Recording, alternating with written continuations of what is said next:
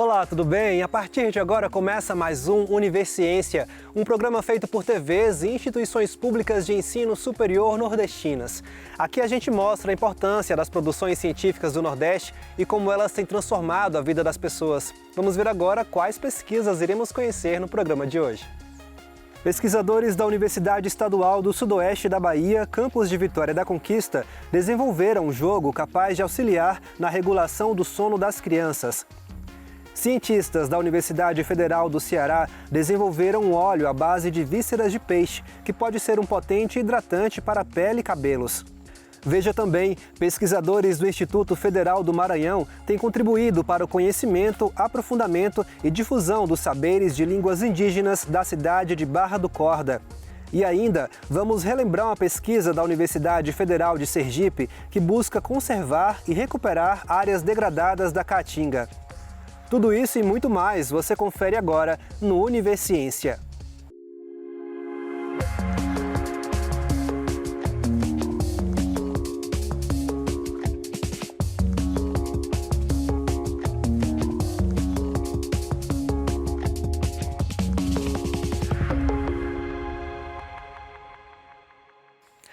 Pesquisadores da Universidade Estadual do Sudoeste da Bahia, campus de Vitória da Conquista, desenvolveram um jogo que tem como principal objetivo auxiliar na regulação do sono das crianças. Batizado de Além do Dia e da Noite, a Dança do Sono, o jogo busca ensinar sobre uma rotina de sono mais saudável. Confira.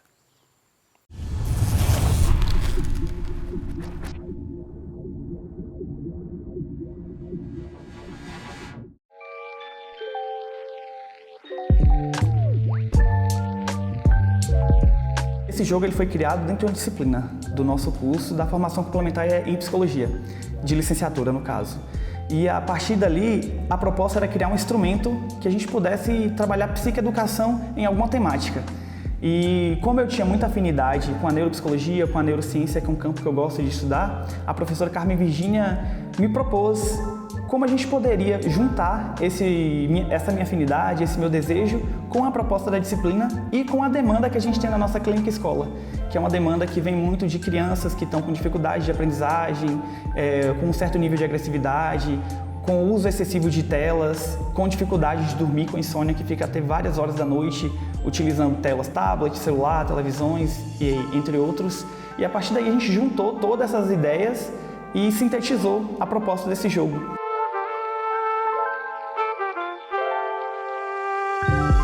E a gente começa a observar em resultados recentes de pesquisas que existe uma relação direta entre o uso abusivo das telas e distúrbios de sono, distúrbios de comportamento, distúrbios de alimentação. Então nós buscamos, ao longo de um semestre, produzir material que pudesse facilitar um trabalho de orientação para essas famílias e para essas crianças. E foi assim que o projeto desse jogo nasceu. O jogo ele tem um tabuleiro. Nesse tabuleiro ele vai ser dividido em 4 mundos aqui, né? Eu coloquei nomes lúdicos nesses mundos, mas basicamente é o você estar o do dia, o processo antes de dormir, o estar dormindo e o processo de acordar. Sempre quando você termina o mundo tem uma atividade. Uma atividade que pode ser que tem um jogo da memória, tem um labirinto, tem o procurar umas peças. São atividades que vai proporcionar à criança a trabalhar um lado mais cognitivo, memória, habilidades motoras. E aí você também consegue meio que avaliar como é que está o processo de desenvolvimento daquela criança, como é que está o processo de compreensão daquela criança, se você estiver aplicando com ela. Então, basicamente, depois de cada mundo que você passar, tem uma atividade e tem 4 cards para cada mundo. E nesses cards são perguntas relacionadas com essa fase do dia que pode corroborar ou atrapalhar para a sua rotina de sono e, ao mesmo tempo, psicoeducar os processos que acontecem durante esse sono, né? Que é aprendizagem, memória, crescimento, entre outras coisas. O processo de educação é um processo social, se dá nas relações estabelecidas. Então, se eu não construo com o meu filho, a minha filha, uma rotina de sono, é muito possível que vários elementos interfiram aí e prejudiquem o sono. Então, o processo para ensinar uma criança a dormir à noite e não dormir de dia depende de vários estímulos que existem aí ao nosso redor, e aí entra, as telas, que pode favorecer ou prejudicar. O nosso objetivo não é proibir o uso de telas, mas existem horários que são mais adequados, o tempo de uso que é mais adequado. Inclusive, a própria Sociedade Brasileira de Pediatria tem um indicativo de quanto tempo a criança deve ter atividade durante o dia, sono e o tempo também de uso de tela. Então, a gente observa no trabalho, né, de recepcionar as famílias que esse tempo ele não é respeitado, nem o tempo de sono, nem o tempo de atividade, nem o tempo de tela.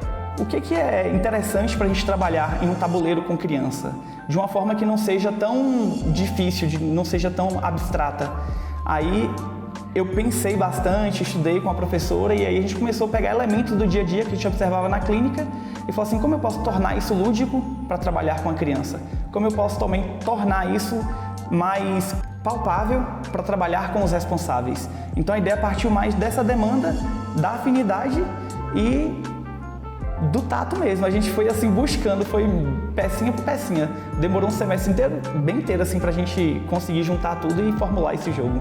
É bem prazeroso para a gente, né? Que assim, a gente está dentro de uma universidade, tem contato com a comunidade, ouve a comunidade, entende quais são os anseios, as queixas, as dificuldades. A partir daí, nós temos, num curso de graduação em psicologia, possibilidade de discutir, a partir da nossa ciência, alternativas para que a gente faça intervenções junto à comunidade. Então, a gente produz esse jogo, né, no interior de um estágio, e a partir daí nós podemos ir para as escolas, para as clínicas, para as casas das pessoas, exatamente levando o conhecimento que foi produzido na universidade. Então, a síntese final é de que a gente cumpre o grande papel da universidade, que é essa vinculação com a comunidade a partir de um conhecimento científico. Esse jogo aqui, a gente tem muitas perspectivas de vários projetos para ele.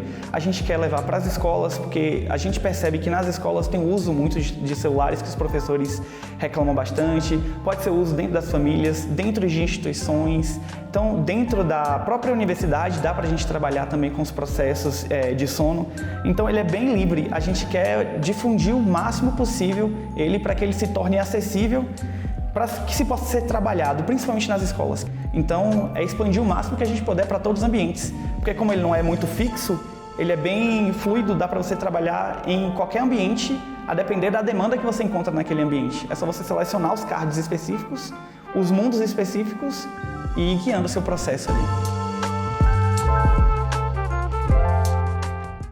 No próximo bloco, você vai conhecer um estudo de pesquisadores da Universidade Federal do Ceará que resultou em um óleo à base de peixe que pode ser utilizado como hidratante. O intervalo é rápido, a gente volta já já.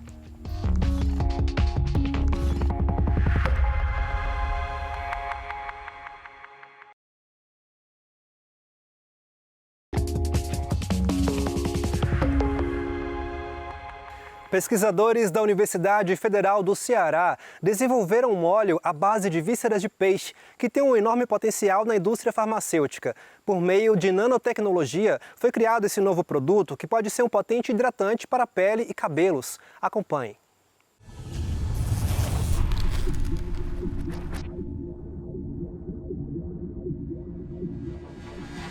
Há tempos, os pesquisadores vêm estudando formas de aproveitar 100% a tilápia, um peixe muito apreciado na culinária cearense. A pele, que antes era descartada, já é um sucesso como biocurativo para feridas de difícil tratamento.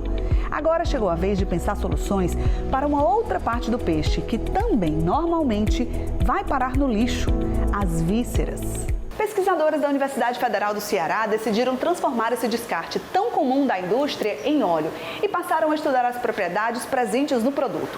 Eles descobriram um potente hidratante natural que pode ser aplicado nas formulações para pele e cabelos.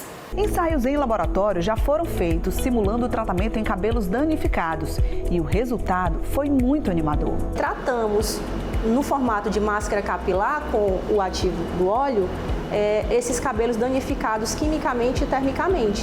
E fizemos um ensaio de microscopia de varredura, que é para analisar milimetricamente a composição do fio.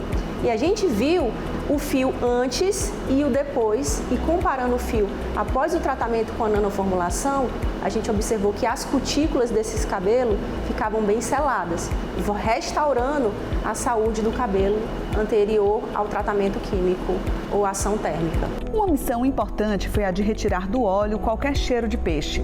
O sucesso dessa tentativa garantiu que o produto ganhasse a possibilidade de ser adicionado a cosméticos e também medicamentos. É que além do enorme potencial hidratante, os pesquisadores descobriram que o óleo das vísceras de tilápia tem uma característica de atingir com mais facilidade camadas da pele não facilmente alcançadas.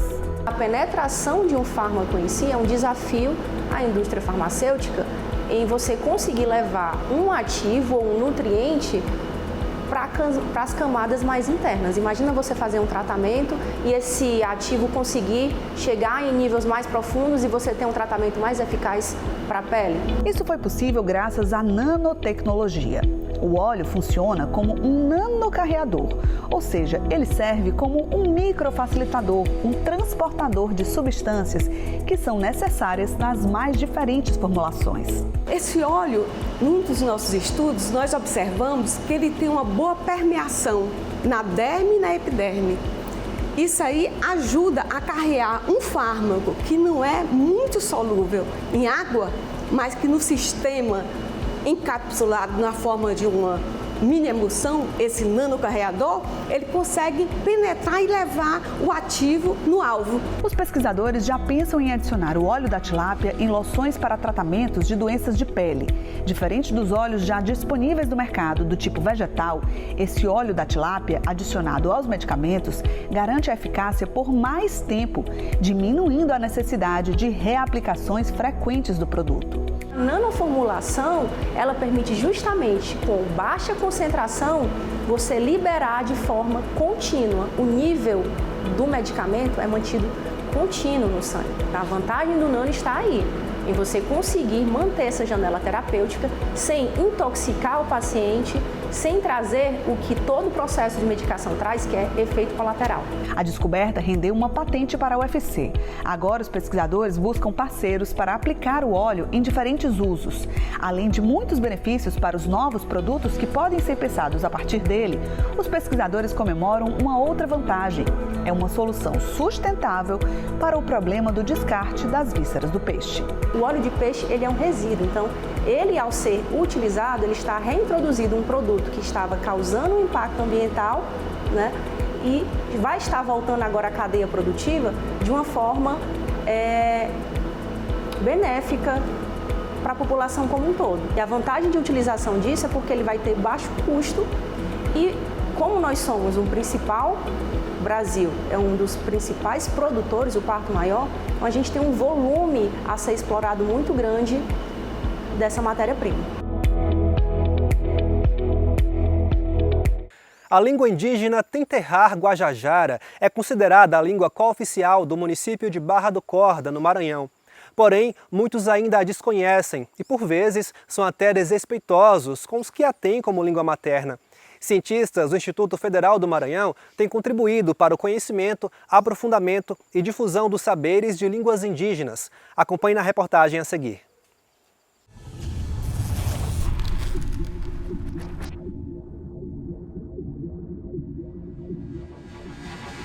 O projeto é intitulado Língua Viva, que traduzido para a língua Tenterrar Guajajara, que é uma língua do tronco tupi, fica Zenhen, Umanó, Imaé. Nasceu da necessidade de realizarmos pesquisas de aprofundamento, realizarmos a valorização e a divulgação de conhecimentos linguísticos da língua Tenterrar Guajajara, que é o grupo com maior presença física aqui em Barra do Corda. No âmbito municipal, nós temos uma lei, a Lei número 900 de 2020, que cooficializou a língua Tenterrar Guajajara como idioma cooficial do município. O objetivo principal da proposta foi pesquisar, produzir e divulgar materiais audiovisuais inclusivos sobre a língua Tenterrar Guajajara. O IFMA, Campus Barra do Corda, aqui instalado, tem o dever social de realizar, através do seu tripé de atuação, ensino, pesquisa e extensão, ações, atividades para que visem, para que se dê cumprimento ao que está estabelecido, tanto na legislação municipal, estadual quanto federal. Nós fizemos, primeiramente, uma pesquisa em campo. Foram visitas realizadas semanalmente para que pudéssemos ter esse contato mais próximo com as comunidades e saber o que de fato elas queriam ver sendo divulgado sobre a sua língua. Nós também fizemos uma pesquisa bibliográfica. Afinal, a gente precisa ter a humildade, né, para construir um conhecimento novo a partir daquele que já está estabelecido.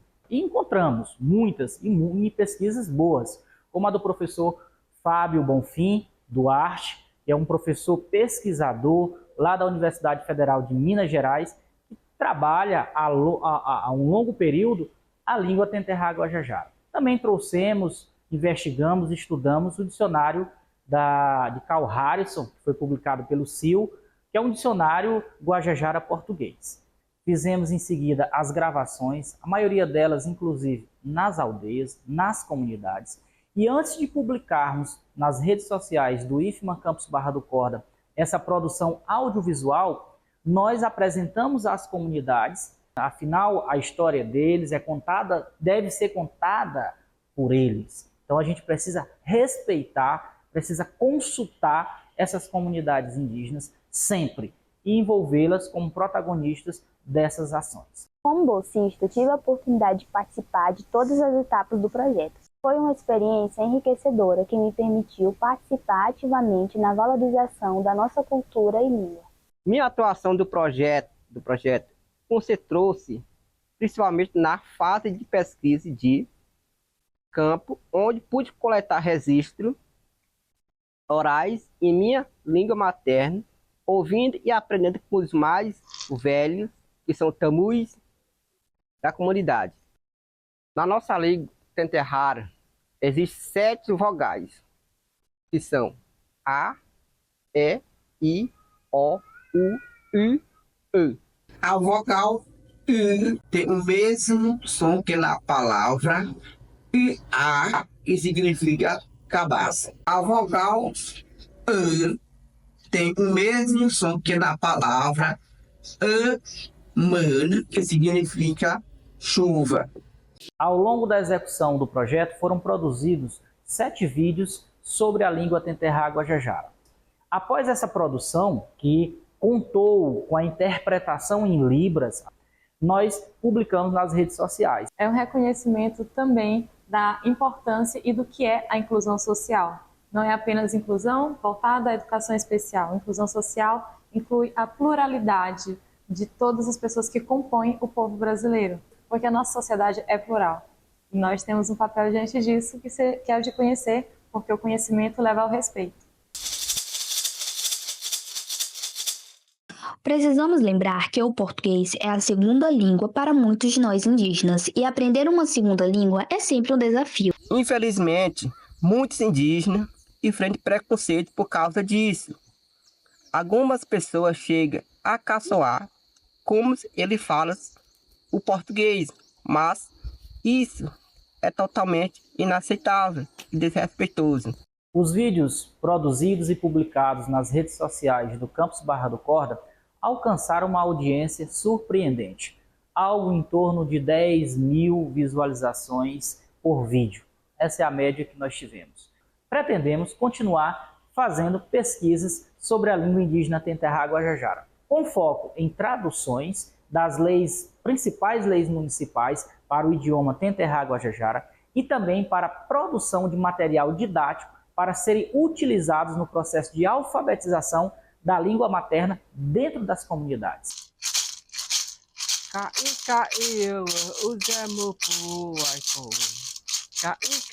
Acredito que projetos como o Língua Viva são fundamentais para promover um mundo mais inclusivo, com menos preconceito e mais empatia.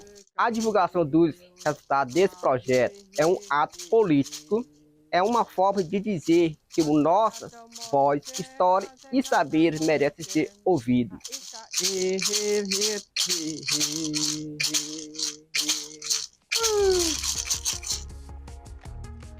No próximo bloco, a gente segue revisitando pesquisas que fizeram a diferença no dia a dia em celebração aos 5 anos de Univerciência. O nosso próximo destino é o estado do Sergipe. O intervalo é rápido, a gente volta já.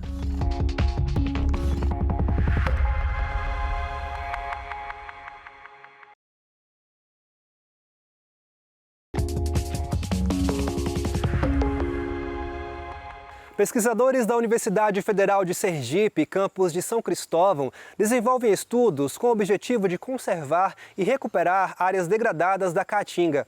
O intuito é trabalhar no plano de conservação e recuperação de 600 mil metros quadrados de áreas degradadas de vegetação na região da Unidade de Conservação do Monumento Natural do Rio São Francisco. Vamos ver como isso está acontecendo. Acompanhe.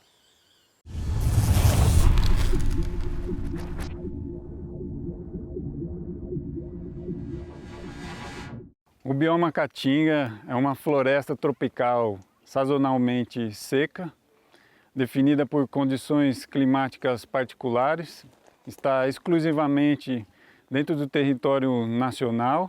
É um bioma muito particular, em condições extremas, às vezes para sobrevivência, e também um bioma cheio de gente, né? A gente tem que considerar que há milhões de habitantes dentro desse bioma e que convive com essas condições. Então esse bioma é alvo de um projeto que está acontecendo a nível nacional, que é o projeto GEF Terrestre, que ele está acontecendo em várias unidades de conservação na Caatinga, no Pampas e no Pantanal. O projeto em que a gente está trabalhando aqui, nesse bioma, é o projeto Conservação e Recuperação do Monumento Natural do Rio São Francisco, que é uma unidade de conservação. Nós estamos aqui ao entorno da unidade de conservação no assentamento Mandacaru 1, que é alvo das ações desse projeto de recuperação florestal, com envolvimento da comunidade, e também várias pesquisas estão sendo desenvolvidas ao mesmo tempo em que a gente está fazendo a recuperação de algumas áreas da Caatinga. Esse projeto nos ajudou a criar uma associação no assentamento Mandacaru, município de Canindé de São Francisco, a Associação Empreendedoras de Mulheres do Mandacaru. Vem elaborando os projetos para a gente, um custo de vida também, para ganhar a renda, que a gente não tinha, agora através da associação está aparecendo. O objetivo de recuperação são 60 hectares, utilizando os diferentes métodos de recuperação florestal. Então não só plantio de mudas, mas também adensamento e enriquecimento, com sementes, isolamento de áreas, como a gente isolou uma área de 2.500 metros, já áreas de APP, fazendo um corredor ecológico entre duas reservas legais. O plantio do mato que a gente foi, a gente já plantou mais de 30 mudas já de umbu. Estamos investindo mais no umbu. A gente, para plantar ele, tem o esterco de galinha e o adubo. A gente mistura, cava lá o solo 40 por 40 para colocar a planta. Não cobrimos essa parte aqui toda, ó. Nós cortamos o saquinho lá, jogamos o plástico fora. Aí deixamos essa parte aqui fora, que aqui ajuda a planta a respirar, porque se cobrir tudo, ela morre. Aí nós deixamos só essa parte assim plantada aqui para fora para ela poder respirar.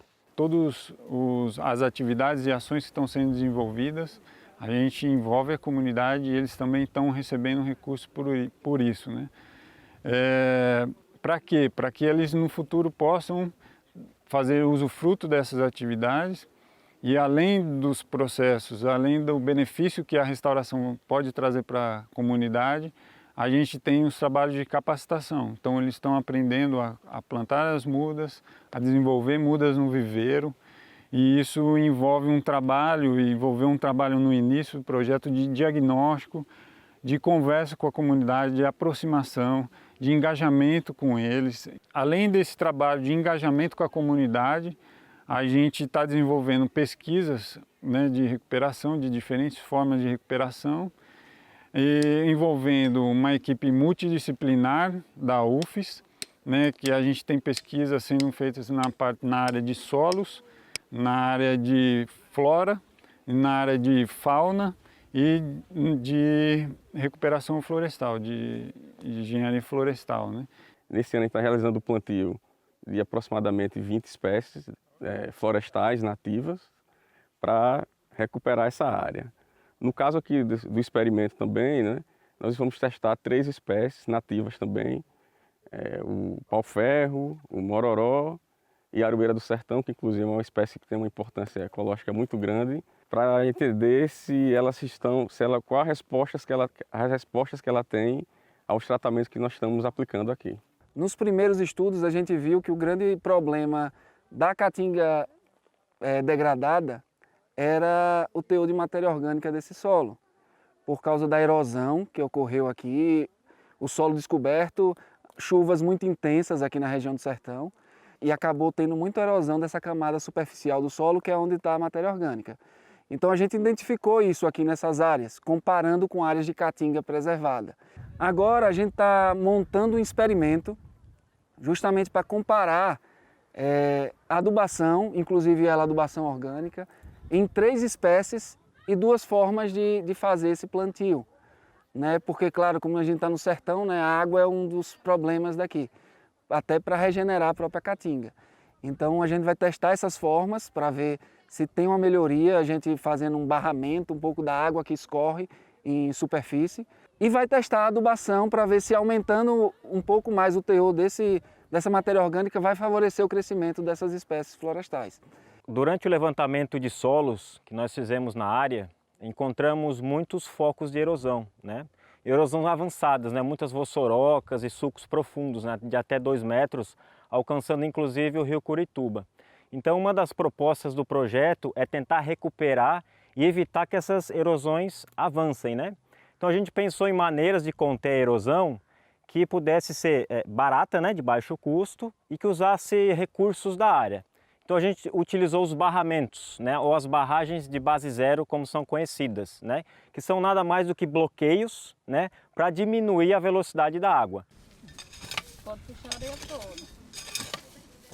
Esse projeto é muito importante porque há pouco tempo eu não sabia, eu não conhecia como preservar, como fazer preservação da caatinga e não conhecia a importância que era você ter mudas de sementes para doar para esses biomas que estão precisando. Eu tinha uma visão de, sendo planta nativa da região, que não teria importância alguma para mim, Eu pensava dessa maneira. Só que hoje, através desse projeto, eu vejo que tem uma importância fundamental. Porque através delas conseguimos adquirir muitos conhecimentos. São plantas tem plantas medicinais que ajudam muito algumas pessoas que tenham algum problema de saúde e tem muitas plantas nativas da região que ajudam muito. O Universiência de hoje fica por aqui. No próximo programa traremos mais pesquisas inovadoras para a gente conhecer o que tem sido produzido nas instituições públicas de ensino superior nordestinas. Caso tenha alguma dúvida ou sugestão, envie um e-mail para universiencia@uesb.edu.br que a gente te responde em um próximo programa. Muito obrigado pela sua companhia. Até mais.